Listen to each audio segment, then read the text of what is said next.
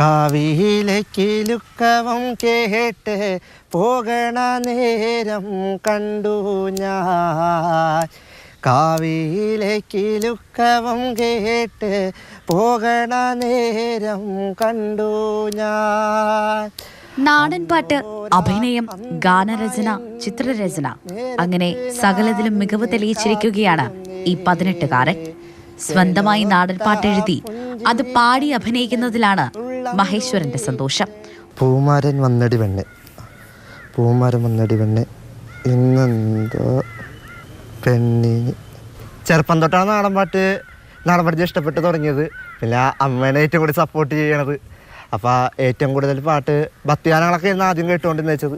പിന്നെ അങ്ങനെ നാടൻപാട്ട് പാടി 1ാം ക്ലാസ് തൊട്ട് നാടൻപാട്ട് യൂത്ത് ബസ്സിൽ, അങ്ങനെ ആനിവേഴ്സറി, അങ്ങനെ എല്ലാത്തിനും നന്നായിട്ട് നാടൻപാട്ട് പാടി. അങ്ങനെയാണ് നാടൻപാട്ടിനോട് ഒരു ഇഷ്ടം തോന്നിയത്. അന്നൊരു നാൾ നിന്നെയും കാത്ത് കൽപ്പടവിൽ ഞാൻ നിന്ന നേരം മാരനുമായി പോകണ കണ്ടൻ നെഞ്ച് പീടഞ്ഞടി പെണ്ണേ, നെഞ്ച് പീടഞ്ഞടി പെണ്ണേ. രാരിക്കം രാരോ രേരിക്കൻ്റെ രേരോ, രാരിക്കം രാരോ രേരിക്കൻ്റെ രേരോ. നാടൻപാട്ടിൽ കലാഭവൻ മണി തന്നെയാണ് മഹേശ്വരന്റെ റോൾ മോഡലും.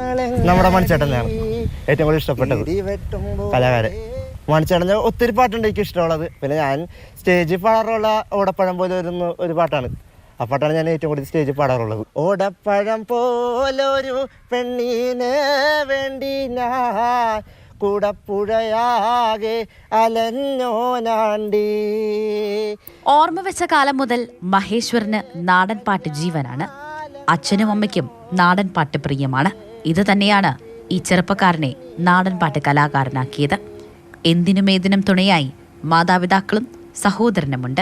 നാടൻപാട്ട് പാടാനാണ് അവന് അന്ന് തുടങ്ങി താല്പര്യം ഉണ്ടായിരുന്നത്. ചെറുപ്പം തുടങ്ങി തന്നെ 1ാം ക്ലാസ്സിൽ പഠിക്കുമ്പോഴാണ് അവൻ സ്റ്റേജിലേക്ക് ആദ്യമായി പെർഫോം ചെയ്യാൻ തുടങ്ങിയത്.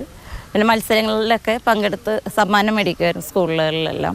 രജീഷ് മുളകാടാണ് അവൻ്റെ ആശാൻ. അന്നാണ് അവരെ പരിചയപ്പെടുന്നത്. അവൻ ചെറുപ്പത്തിലോട്ട് അങ്ങനെ തന്നെയായിരുന്നു.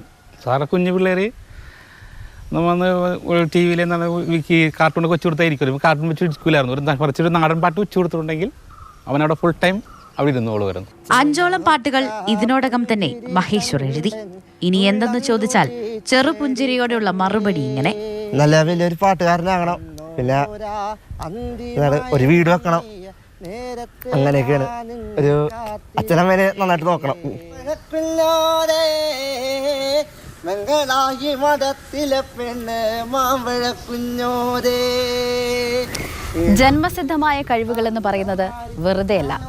നാടൻ പാട്ടിനായി ജനിച്ച് ജീവിക്കുന്ന ഈ ചെറിയ വലിയ മനുഷ്യൻ ഉയരങ്ങളിലേക്ക് തന്നെ പറക്കട്ടെ. ക്യാമറമാൻ മനോജ് മാർശ്ശേരിക്കൊപ്പം സ്നേഹമോൾ നൈനാൻ, മാതൃഭൂമി ന്യൂസ്, കൊച്ചി. സ്നേഹമോൾ നൈനാൻ തന്നെ നമ്മുടെ കൂടെയുണ്ട്. സ്നേഹ, ആ പാട്ട് കേട്ടിരിക്കാൻ തന്നെ എന്ത് രസമാണ്. മഹേശ്വരനെയും മഹേശ്വരൻ്റെ പാട്ടിനെയും മഹേശ്വരൻ്റെ കുടുംബത്തെയും എല്ലാം നമ്മൾ അറിയുന്തോറും സ്നേഹിച്ചു പോലും. അത്രത്തോളം മനോഹരമാണ്. എന്ത് പ്രതിസന്ധി ഉണ്ടെങ്കിലും മുന്നോട്ട് പോകുന്നല്ലോ, അതിന് വേണ്ടിയിട്ട് പ്രയത്നിക്കുന്നല്ലോ. കുറേ ആഗ്രഹങ്ങൾ പറഞ്ഞു, അതെല്ലാം നേടാൻ വേണ്ടിയിട്ട് തീർച്ചയായും മഹേശ്വർ പ്രയത്നിക്കുന്നുണ്ട് എന്ന് തന്നെ സ്നേഹയുടെ സ്റ്റോറിയിൽ നിന്ന് മനസ്സിലാകുന്നുണ്ട്.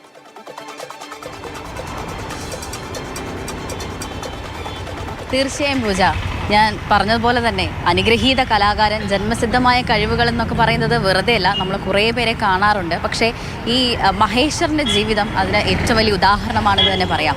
എനിക്ക് മഹേശ്വരനെ കണ്ടപ്പോൾ നമ്മുടെ കുഞ്ഞുണ്ണി മാഷിനെയാണ് ഓർമ്മ വന്നത്. അതായത് നമ്മുടെ കേരളീയരുടെ പൊക്കത്തെക്കുറിച്ചുള്ള സങ്കല്പങ്ങൾ അടിമുടി മാറ്റി മറിച്ചുകൊണ്ട്, നമുക്ക് അറിയാം സ്കൂൾ കാലഘട്ടത്തിലൊക്കെ ഏറ്റവും കൂടുതൽ ഇഷ്ടമുള്ള കവി ആരാന്ന് ചോദിക്കുമ്പോൾ ഭൂരിഭാഗം വിദ്യാർത്ഥികളും പറയുന്ന കാര്യം കുഞ്ഞുണ്ണി മാഷിനെ കുറിച്ചാണ്. എനിക്ക് ഈ മഹേശ്വരെ കണ്ടപ്പോൾ ഈ കുഞ്ഞുണ്ണി മാഷിനെയാണ് ഓർമ്മ വന്നത്. മറ്റൊരു കാര്യം എടുത്തു പറയാൻ ആഗ്രഹിക്കുന്ന ഒരു കാര്യം, അതായത് മഹേശ്വരൻ്റെ അമ്മയുമായിട്ട് സംസാരിച്ചുകൊണ്ടിരുന്നപ്പം അവർ പറഞ്ഞൊരു കാര്യമാണ്, 6ാം വയസ്സിൽ ചെറുപ്പം തൊട്ടേ മഹേശ്വരന് നാടൻപാട്ടിനോട് താല്പര്യം ഉണ്ടായിരുന്നു. ഒരു മാഷിനോട് പോയി ചോദിച്ചു, എന്നെ നാടൻപാട്ട് പഠിപ്പിക്കാമോ എന്ന് ചോദിച്ചപ്പോൾ അന്ന് പഠിപ്പിക്കാൻ പറ്റില്ല, നിന്നെക്കൊണ്ട് സാധിക്കില്ല എന്ന് പറഞ്ഞു വിട്ട ഒരു അവസ്ഥയുണ്ടായിരുന്നു.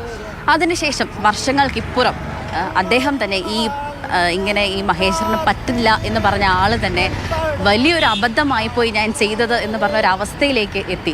അതിന് നമ്മൾ ഈ പ്രശസ്തമായൊരു സിനിമ, മോട്ടിവേഷൻ്റെ ഒരു സിനിമ ഡയലോഗ് പോലെ തന്നെ, ഇൻസൾട്ടാണ് മുരളി ലൈഫിൽ ഏറ്റവും വലിയ ഇൻവെസ്റ്റ്മെൻറ്റ് എന്നൊക്കെ പറയുന്ന പോലെ തന്നെയാണ് ഇപ്പോൾ മഹേശ്വറിൻ്റെ ജീവിതം എത്തി നിൽക്കുന്നത്. സ്വന്തമായി പാട്ടെഴുതി അത് പാടി അത് അഭിനയിക്കുക എന്നൊക്കെ ഉള്ളത് വലിയൊരു കഴിവ് തന്നെയാണ്. അതൊരിക്കലും കാണാതെ പോകരുത്. ഇനി മഹേശ്വറിൻ്റെ വീട്ടിലുള്ള ആളുകൾ, അതായത് അച്ഛനും അമ്മയും ഒപ്പം സഹോദരനുമുണ്ട്, അവർ കൊടുക്കുന്ന ഒരു സപ്പോർട്ടും വളരെ വലുതാണ്. അവർ പറയുന്ന എല്ലാ നാടൻ പാട്ട്, ഏതൊക്കെ സ്റ്റേജുകളിൽ ഈ നാടൻ പാട്ട് പരിപാടി അവതരിപ്പിച്ചാലും ചെറുപ്പം തൊട്ടേ മഹേശ്വറിനെ കൊണ്ട് പോകുമായിരുന്നു.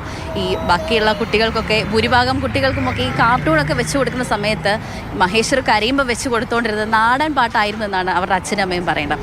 മറ്റൊരു കാര്യം എടുത്തു പറയാൻ, അച്ഛനും അമ്മയെ കുറിച്ചും പറയുമ്പോൾ എടുത്തു പറയാൻ ആഗ്രഹിക്കുന്ന ഒരു കാര്യം മഹേശ്വറിൻ്റെ കുഞ്ഞ് അനുജനെ കുറിച്ചാണ്. അത് നമ്മൾ ഈ സ്റ്റോറി എടുക്കാനായിട്ടൊക്കെ ചെന്നപ്പോൾ അവിടെ മഹേശ്വർ പാട്ട് പാടുമ്പോഴും നടക്കുമ്പോഴും ഒക്കെ ഒരു ഫോൺ എടുത്ത് അത് പുഞ്ചിരിയോടുകൂടി തന്നെ ഷൂട്ട് ചെയ്തുകൊണ്ട് നടക്കുന്ന ഒരു അനിയൻ.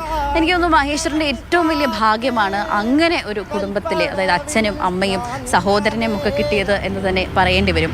ഈ കാര്യം ഞാൻ നേരത്തെ പറഞ്ഞ പോലെ തന്നെ ഈ ചെറുപ്പത്തിൽ നേരിട്ട ഒരു ഇൻസൾട്ടിനെ കുറിച്ച് പറഞ്ഞു. ഞാൻ മഹേശ്വറിനോട് ചോദിച്ചപ്പോൾ ഇല്ല, തനിക്ക് അങ്ങനെ ഒരു പ്രശ്നമൊന്നും ഇതുവരെ നേരിടേണ്ടി വന്നിട്ടില്ല എന്നാണ് പറഞ്ഞത്. ഇനി അടുത്ത മാർക്ക് കൊടുക്കേണ്ടത് പുഞ്ചിരിയോടുകൂടിയുള്ള മഹേശ്വറിൻ്റെ സംസാരത്തിനാണ്. എന്ത് ചോദിച്ചാലും പുഞ്ചിരിച്ചുകൊണ്ട് തന്നെ മറുപടി പറയുന്നു. മറ്റൊരു കാര്യം, മഹേശ്വർ ആസ്വദിച്ച് ഓരോ പാട്ടുകളും പാടുന്നത്. പാടാമോ, ഇന്ന പാട്ടുകൾ പാടാമോ, മണിച്ചേട്ടനെ ഇഷ്ടമാണെങ്കിൽ മണിച്ചേട്ടൻ്റെ പാട്ട് പാടാമോ എന്നൊക്കെ ചോദിക്കുമ്പം വളരെ പുഞ്ചിരിയോടുകൂടി തന്നെ. തീർച്ചയായും സ്നേഹ പറഞ്ഞത് സത്യമാണ്. നമ്മൾ സ്നേഹയുടെ ആ സ്റ്റോറി അത്രയും കാണുമ്പോൾ മഹേശ്വർ എപ്പോഴും ചിരിച്ചുകൊണ്ട് ധൈര്യത്തോടു കൂടി എല്ലാ കാര്യങ്ങളും പറയുകയും പാടുകയൊക്കെ ചെയ്യുന്നുണ്ട്. എന്തായാലും പാട്ട്, അഭിനയം ഇത് കൊണ്ടുപോകണം. അതോടൊപ്പം തന്നെ ചേർത്ത് പിടിക്കുന്ന ആ കുടുംബത്തെ, നല്ലൊരു വീട് വെക്കണം, അച്ഛനെയും അമ്മയും പൊന്നുപോലെ നോക്കണം എന്നൊക്കെ പറയുമ്പോൾ ആ ആഗ്രഹങ്ങളെല്ലാം സാധിക്കട്ടെ. എല്ലാവിധ ആശംസകളും നേരുകയാണ്.